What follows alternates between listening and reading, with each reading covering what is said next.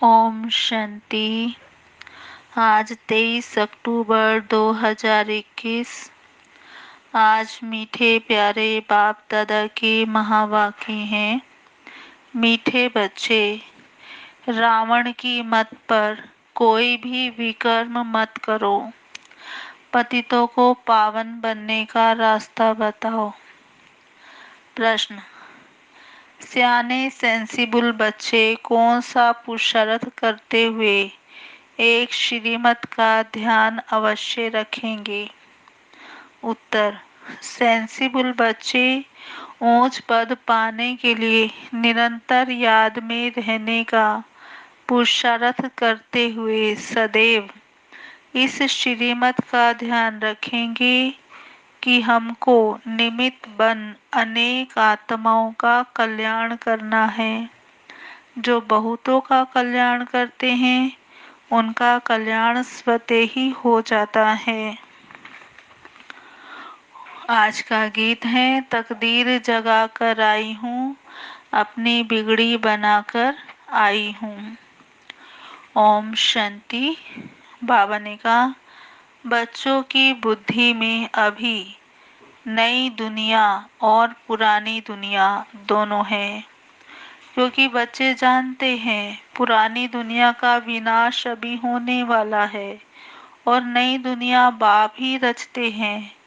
बच्चे जानते हैं शिव की जयंती भी मनाते हैं, रात्रि भी मनाते हैं, लेकिन दोनों अक्षर का अर्थ दुनिया में कोई नहीं जानते। शिव जयंती अर्थात शिव का जन्म। अब यह तो मनुष्य का जन्म मनाते हैं, शिव का जन्म तो होता ही नहीं। समझते नहीं कि शिव जन्म कैसे लेते हैं। श्री कृष्ण का तो गाया हुआ है कि उनका जन्म हुआ है। शिव जयंती के लिए कोई वर्णन ही नहीं है। गाया भी हुआ है, परम पिता परमात्मा ब्रह्मा के द्वारा स्थापना करते हैं। क्या ऊपर सूक्ष्म वतन में बैठ किसको प्रेरणा करते हैं? अब ये तो हो नहीं सकता। याद तो करते ही हैं पतित पावन बाप को। जब बाप खुद आकर समझाएं तब मनुष्यों की बुद्धि में बैठे। ये ड्रामा में होने के कारण बाप को आना ही है संगम पर। तुम बच्चे जानते हो कि बाप आया हुआ है, परंतु अभी तक ऐसा कोई मुश्किल ही समझते हैं। ये ओपिनियन में कोई नहीं लिखते कि बरोबर परमात्मा ब्रह्मा द्वारा भारत को फिर से श्रेष्ठाचारी सतयुगी दुनिया बना रहे हैं। यथार्थ रीति कोई समझते नहीं है कि बाप आया हुआ है, स्वर्ग की राजाई का वर्षा दे रहे हैं, राजयोग सिखला रहे हैं। हजारों आते हैं फिर कोई ठहरते हैं, उनसे भी आते आते फिर घटते जाते हैं। कितने तमो प्रधान बुद्धि बने हैं जो इतनी सहज बात समझ नहीं सकते। बाप कहते हैं मामे कम याद करो तो तुम्हारे विकर्म विनाश हो जाएंगे। ये योग अग्नि है जिससे तुम सतो प्रधान बन जाएंगे। कोई भी विकर्म नहीं करो, विकर्म कराने वाला है रावण। उनकी मत पर नहीं चलो, कोई को दुख ना दो। बाप आया है पतितों को पावन बनाने। बाबा कहते हैं तुम्हारा भी यही धंधा है, रात दिन यही चिंतन करो। हम पतितों को पावन बनने का रास्ता कैसे बताएं? रास्ता बहुत सहज है। योग बल से ही हम सतो प्रधान बनेंगे। ये है अविनाशी सर्जन की दवाई। ये कोई मंत्र आदि नहीं है, ये तो बाप को सिर्फ याद करना है। कितना क्लियर समझाते हैं। कल्प कल्प ये समझाया जाता है। गाते भी हैं ज्ञान भक्ति और वैराग्य। वैराग्य किसका? इस पुरानी छीछी दुनिया का।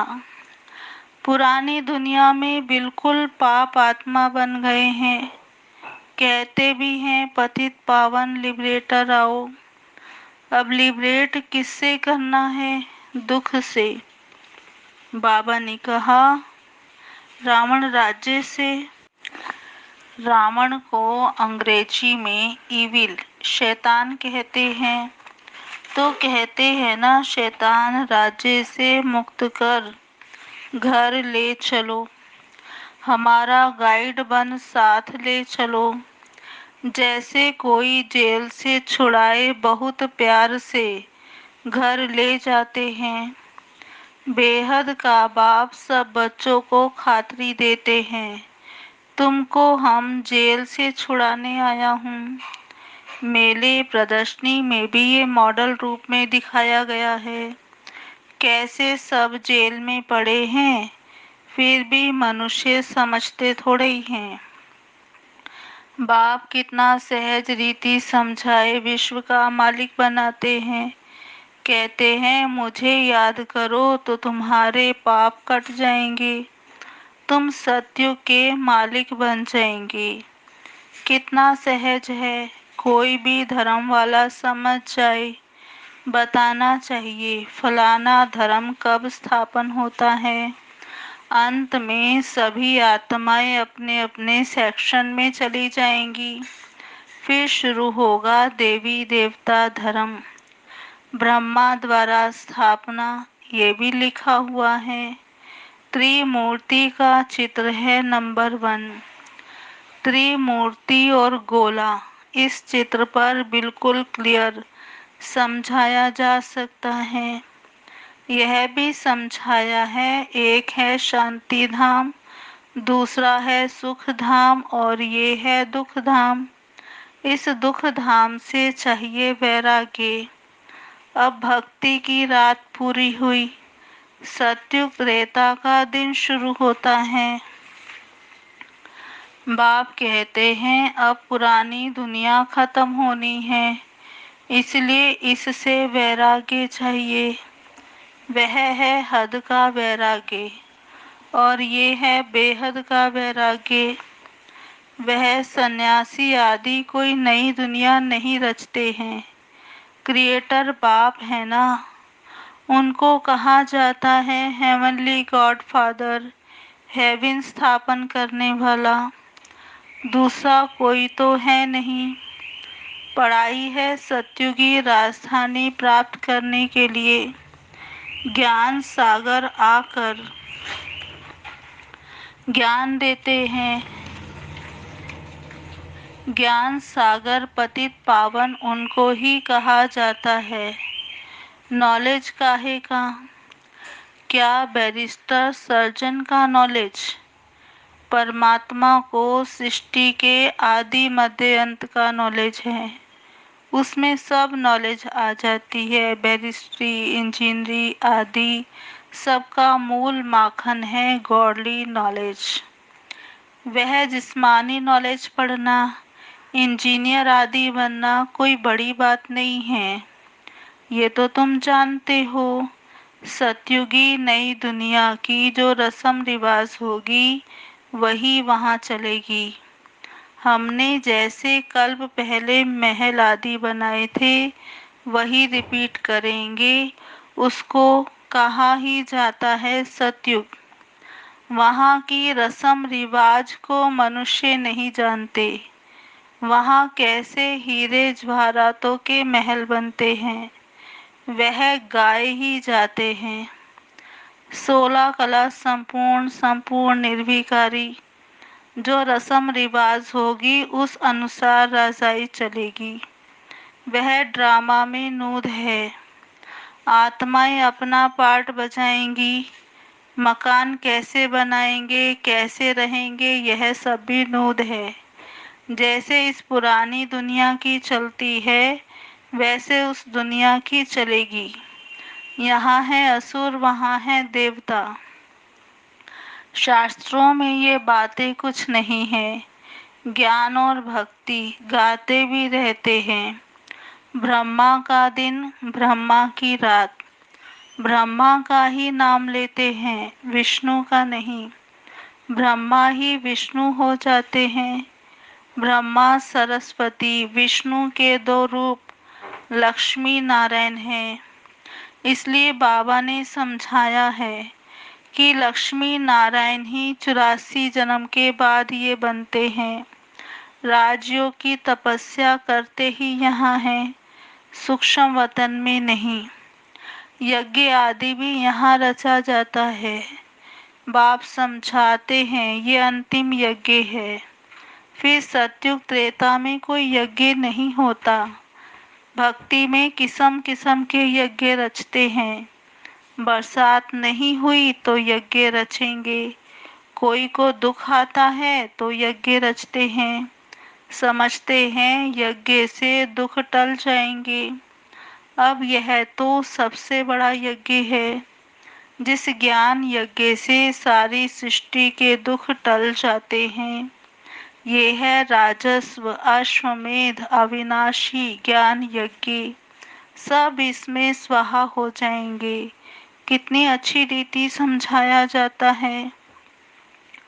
बाबा कहते दिल्ली में मंडप बनाए मेला किया है, ये भी अच्छा है। मंडप बनाने में कोई देरी थोड़ी ही लगती है। ये जो हाल के लिए इतना हैरान होना पड़ता है, इससे तो अपना मंडप ले लो। छोटे छोटे गांवों के लिए तो छोटा मंडप भी बना लो। गांव आदि में बत्ती आदि ना हो तो दिन में प्रदर्शनी कर सकते हो। अपना ही सामान हो, लोन पर क्यों लेवें। बाप डायरेक्शन दे रहे हैं प्रदर्शनी कमेटी को, वाटर प्रूफ मंडप बना लेवें। भल बरसात पड़े हर्जा नहीं। बाबा जब दिल्ली गया था तो ठंडी में भी मंडप में जाकर भाषण करते थे। ठंडी के लिए तो सबको गर्म कपड़े हैं। प्रदर्शनी के लिए तो कितने भी मंडप बना सकते हो। कोई विघ्न ना डाले, अच्छा इंश्योरेंस कर दो। सर्विस तो करनी होती है ना, समझाना भी है। बाप का पूरा परिचय देना है। अभी तो हम बाप के साथ हैं। ज्ञान सागर बाप से हमें ज्ञान मिल रहा है। सतयुग में ज्ञान की दरकार नहीं रहती। बाप कहते हैं मैं सदगति के लिए आया हूँ। फिर रावण से दुर्गति होती है। सदगति दाता तो एक बाप ही है। कितना क्लियर समझाया जाता है, परंतु खुद समझते नहीं, सिर्फ कह देते हैं ये मनुष्यों के लिए बहुत अच्छा है। बाकी खुद समझें उसके लिए फुर्सत नहीं। बड़े बड़े लोगों को भी कितना जायज समझाते हैं। सिर्फ यह समझो कि बाप कैसे श्रेष्ठाचारी दुनिया बनाते हैं। श्रेष्ठाचारी बनाना बाप का काम है। तब तो बाप को पुकारते हैं, गाते रहते हैं दुख हरो सुख दो। अब ये भी समझते हैं बाप आएगा तो हम बलिहार जाएंगे, श्रीमत पर एक्यूरेट चलेंगे। फिर भी बाप की श्रीमत पर चलते नहीं। मनुष्यों को तो क्या पता ही नहीं कि भगवान क्या चीज है। सर्वव्यापी कह देते हैं। अरे पतित पावन भगवान तो एक है ना, वह सर्वव्यापी कैसे होगा। फिर तो सब भगवान कहलाएं।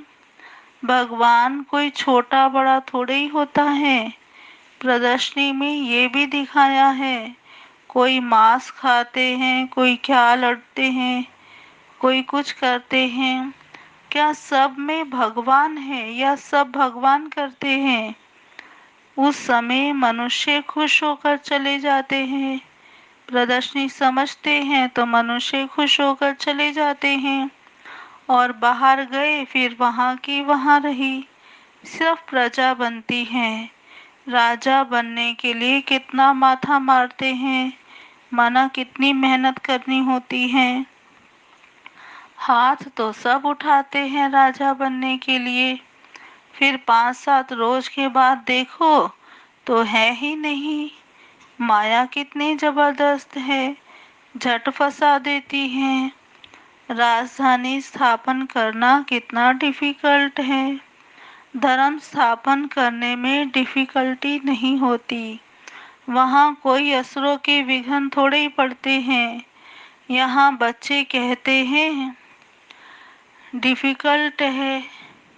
बाबा ने कहा धर्म स्थापन करने में डिफिकल्टी नहीं है। वहाँ कोई असुरों के विघ्न थोड़े ही पड़ते हैं। यहाँ बच्चे कहते शादी नहीं करेंगे, तो बाप कहता शादी तो जरूर करनी है। शादी बगैर दुनिया कैसे चलेगी। अरे शादी ना करना तो अच्छा है ना।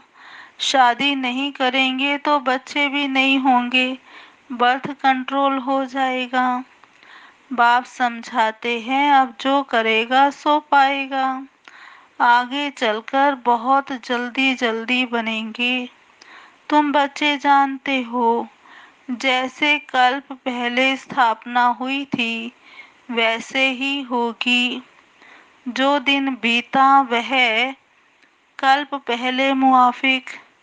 रात को सोते हैं ख्याल चलता है, आज सारा दिन जो पास हुआ वह ड्रामा अनुसार, फिर कल जो होना होगा वो ड्रामा अनुसार होगा।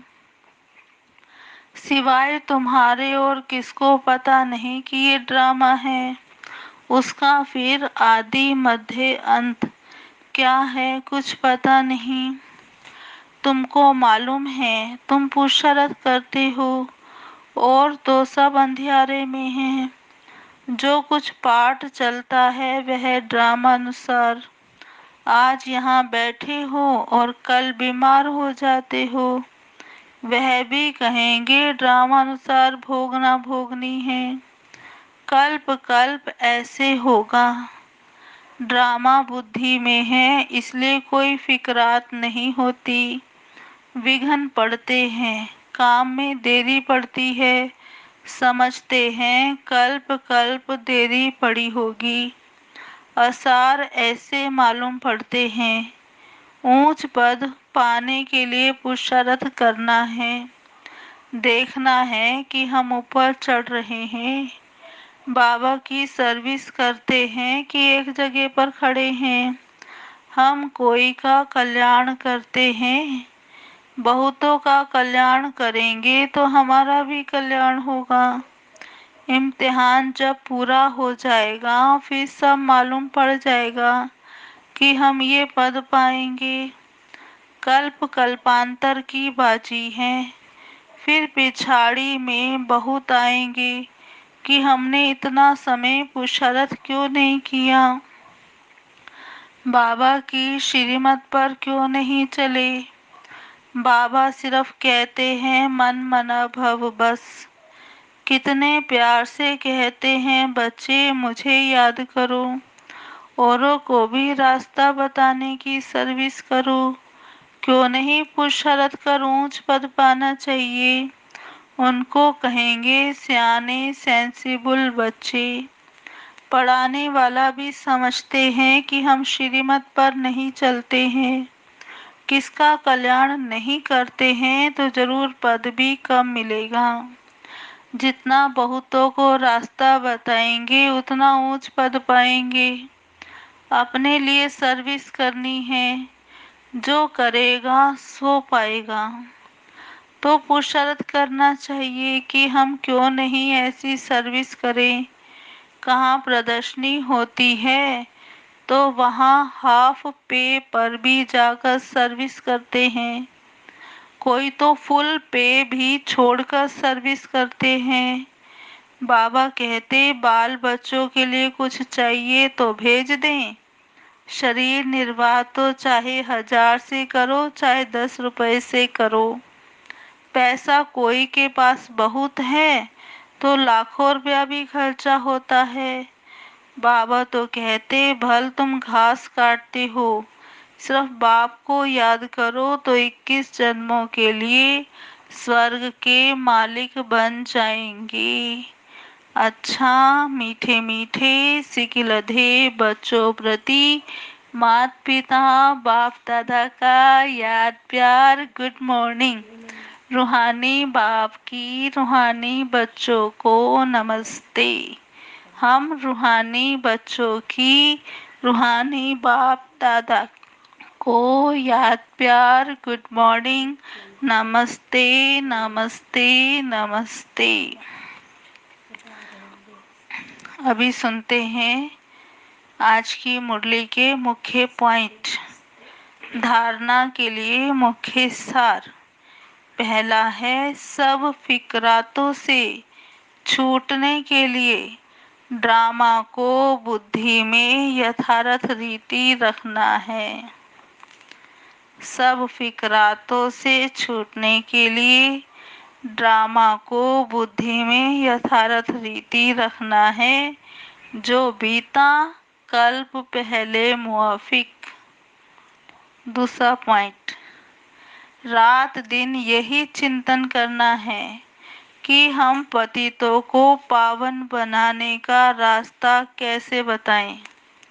श्रीमत पर अपना और दूसरों का कल्याण करना है। बाबा ने कहा रात दिन यही चिंतन करना है हम श्रीमत पर पतितों को पावन बनाने का रास्ता कैसे बताएं, अपना और दूसरों का कल्याण करना है। आज का वरदान, सर्विस व पुरुषार्थ में सफलता प्राप्त करने वाले डबल ताजधारी भव। सर्विस व पुरुषार्थ में सफलता प्राप्त करने वाले डबल पुरुषार्थधारी भव, डबल ताजधारी भव। विस्तार, संगम युग पर सदा स्वयं को डबल ताजधारी समझकर चलो। एक लाइट का ताज अर्थात प्योरिटी का ताज और दूसरा जिम्मेवारियों का ताज। प्योरिटी और पावर, लाइट और माइट का क्राउन धारण करने वालों में डबल फोर्स सदा कायम रहता है।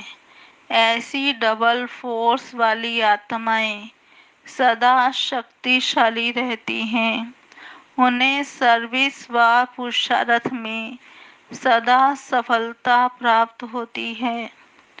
स्लोगन, दिव्य गुणों के आधार पर मन वचन और कर्म करना ही दिव्यता है। दिव्य गुणों के आधार पर मन वचन और कर्म करना ही दिव्यता है। अच्छा जी, ओम शांति। आज की मुरली के स्वमान। पहला स्वमान, मैं आत्मा सतो प्रधान बन रही हूँ। मैं आत्मा सतो प्रधान बन रही हूँ। दूसरा स्वमान, मैं आत्मा बेहद की वैरागी हूँ। मैं आत्मा बेहद की वैरागी हूँ। तीसरा स्वमान, मैं आत्मा सेंसिबल हूँ। मैं आत्मा सेंसिबल हूँ। चौथा स्वमान, मैं आत्मा दुर्गति से सदगति में जा रही हूँ। मैं आत्मा दुर्गति से सदगति में जा रही हूँ। पांचवा स्वमान, मैं आत्मा गॉडली नॉलेज ले रही हूँ। मैं आत्मा गॉडली नॉलेज ले रही हूँ। छठा स्वमान, मैं आत्मा श्रेष्ठाचारी बन रही हूँ। मैं आत्मा श्रेष्ठाचारी बन रही हूँ। सातवां स्वमान, मैं आत्मा बहुतों का कल्याण करने वाली हूँ। मैं आत्मा बहुतों का कल्याण करने वाली हूँ। सातवां स्वमान। मैं आत्मा पुरुषार्थ में सफलता प्राप्त कर रही हूँ। मैं आत्मा पुरुषार्थ में सफलता प्राप्त कर रही हूँ। आठवां स्वमान। मैं डबल ताजधारी आत्मा हूँ। मैं डबल ताजधारी आत्मा हूँ। नौवां स्वमान। मैं आत्मा दिव्य गुणधारी हूँ। मैं आत्मा दिव्य गुणधारी हूँ। अच्छा जी। ओम शांति।